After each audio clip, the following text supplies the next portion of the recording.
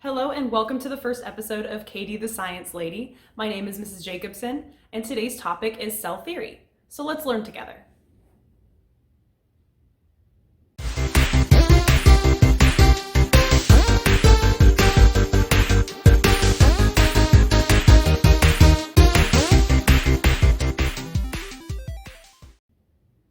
Okay, today's topic is something that is so vital to our lives that you probably don't think about it too much.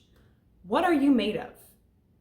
And I'm not talking about the fact that you're made of carbon or nitrogen or oxygen, anything like that. I'm talking about what are you made of that actually makes you function? And the answer to that question is cells. So when we talk about cell theory, there are three main parts that we need to discuss. The first thing, all living things are made of cells. The second thing, all cells come from other cells. And the third thing, cells are the most basic unit of structure and function in a living thing. So let's talk about those three things. The first part of cell theory states that all living things are made of cells. You have billions and trillions of cells in your body. You are completely made up of them. You can kind of see this in your everyday life by just taking a look around your room here. Do you have dust anywhere? Probably. That dust is about 70 to 80% skin cells. So all the cells on your hand, when they die and they need to be replaced, they'll flake off. Sometimes you might scratch them off, sometimes they'll just fall off. But those dead skin cells become part of the dust in your room. Gross, but true.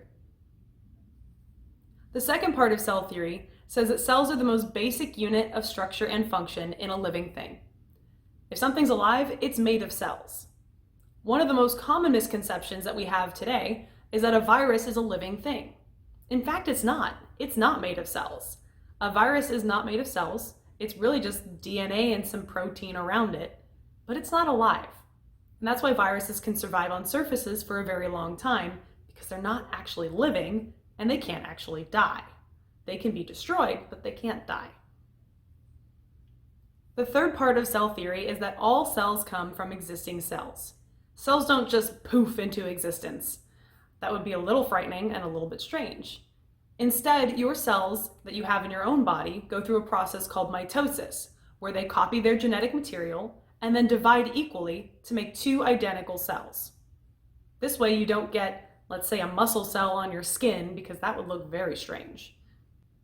So to recap, all living things are made of cells. Cells come from existing cells. And cells are the basic unit of structure and function for all living things. Thank you for watching.